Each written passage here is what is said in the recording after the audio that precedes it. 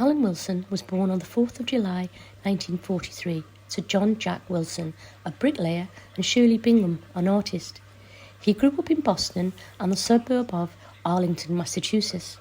He had an older sister, Darrell. His parents got divorced when he was 3, but neither of them ever remarried. Wilson stood out from his peers at high school due to his exponential intelligence. He was constantly and frequently harassed by his peers. Jack, his father, operated a ham radio. And when Alan was younger, he also got involved in amateur radio. But once his stepmother, Barbara, purchased him a jazz album, his interest quickly shifted to music. As a teenager, Wilson taught himself how to play the trombone, which led to some of his earliest attempts at public music performances. Later, he had and other musically inclined classmates created the Crescent City Hot Five, a jazz group. Wilson pursued music studies at Boston University after graduating from Arlington High School in 1961. He was awarded a National Merit Scholarship at the town of Arlington's F.E. Thompson Scholarship Fund due to his academic achievements. Wilson became a passionate student of early blues, penning several pieces for the folk revival publication Little Sandy Review at the Broadside Boston newspaper, notably one of the bluesmen, Robert Peter Williams. Wilson decided to leave university just after a year and a half. He was more interested in performing music than studying it. Wilson helped his father make ends meet by working as a bricklayer and occasionally teaching guitar and the harmonica. Wilson decided to move to Los Angeles, where he met Bob the Bear Hite, a fellow blues fan and record collector, at a record store there. Tommy Johnson's 1928 song Canned Heat Blues was about an alcoholic who switched to drinking sternoflu that inspired the band's name. When Canned Heat first started out, it was a jug band with Hite on vocals, Wilson on bottleneck guitar. After Mike's departure from the band, Hite asked if his buddy, Henry Sunflower Feinstein, from Frank Zappa's Mothers of Invitation, could join the group on guitar. The group went on to perform at the Ash Grove, Hollywood. In 1966, Johnny Otis produced the group's first full-length record. In Otis' Los Angeles studio off Vine Street, it contained Hite, Wilson, Forsyth, Brockman, and new drummer Frank. But the album wasn't released until 1970, and since then, the record known as Vintage has become the most bootlegged and the most rebranded of Canned Heat's career. Larry the Mole Taylor, an experienced session musician who had performed with Jerry Lee Lewis and the Monkees, cheer up, Sleepy Jean, oh, what does it mean? Took Brockman's role at Canned Heat during a summer break. The first year of Canned Heat was dominated by sporadic performances and popular disdain. Wilson later said to the Melody Maker, he worked for 3 weeks during our first year together. Because we refused to be a human jukebox, we would obtain a gig, perform for 3 days, and then we'd be dismissed. In August 1966, following a particularly disastrous engagement, the group temporarily broke up.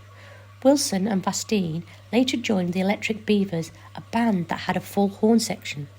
Then, in November 1966, Canned Heat was recognised singer-songwriter Jackie DeShannon, who was married to Bud Dane, the head of R&A Liberty Records, noticed Canned Heat during their performance at the Ash Grove. The group's debut album, Canned Heat, which featured reworkings of classic blue tunes, was released for Liberty Records in July 1967. They performed renditions of Rollin' and Thumpin', Bullfrog Blues, and Dust My Broom at their first significant live event on the 17th of June 1967. Technically speaking, Vastine and Wilson are quite possibly the best two guitar team in the world, and Wilson certainly became the finest white blues harmonica man. Is he better than Pigpen, don't you think? Said Downbeat, said of their performance. And it was Wilson who wrote and sang the band's first breakout hit, On the Road Again. Now, I've always liked that song, and I didn't realise it was this band. Maybe I heard another version of it who sang it, but this is a fantastic song. The catchy little song made a debut on their second album, Boogie with Canned Heat.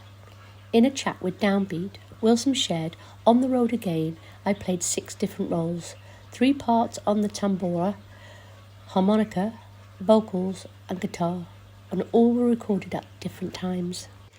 The song climbed to number 16 on the Billboard Hot 100s and reached number 8 on the UK chart singles, showing how popular the band was in Europe. Later on, drummer Frank Cook left the band in 1967 and succeeded by Fredo de la Parra.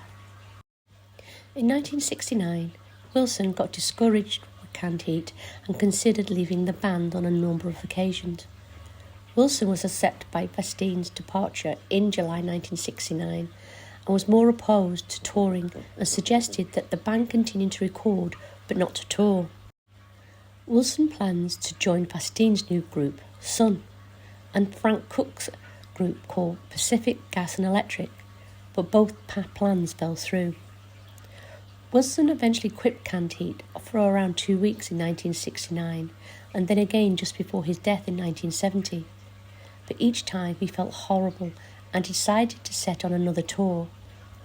Wilson's growing isolation was evident in footage of the band at the time, which showed him standing apart from his bandmates and even hiding behind a row of amps. Wilson frequently suffered from anxiety and sadness, which resulted from his personal concerns with the disgust of the environment. Wilson's bandmates claimed his personal hygiene was poor and he needed to be reminded to bathe and brush his teeth, and even change his clothes on a regular basis. According to some reports, Wilson attempted suicide numerous times. Others claim he never even indicated he wanted to commit suicide, but these are only rumours that formed after his death. On the 2nd of September 1970, Canned Heat was scheduled to travel to Germany to begin their European tour. Wilson loathed touring because of his anxiety and his depression, and he was afraid of flying, frequently refusing to show up for flights. The rest of the band would go on without him while he caught the later flight. When Wilson missed his flight to Germany on the 2nd of September, the band were just unconcerned. But sadly, on the 3rd of September 1970, Wilson was found dead in his sleeping bag on the slope behind Heights Topanga Kanya home, where he routinely used to camp. The cause of his death, according to the autopsy, was accidental acute barbiturate intoxication. Yet Wilson's death is often said it was suicide.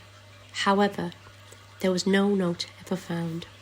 Wilson died at the age of 27, 14 months after Brian Jones and only 2 weeks before Jimi Hendrix, 4 weeks before Janis Joplin and 10 months before Jim Morrison, all of whom died at 27.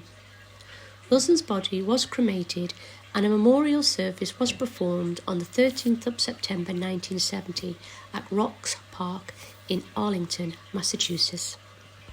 So this is a small slice of Alan Wilson's life and his legacy. If you enjoyed this video, please give it a thumbs up, please give it a like, give it a share, comment if you wish, and I hope to see you in the next one. Oh, and he joined the 27 Club. Okay, bye.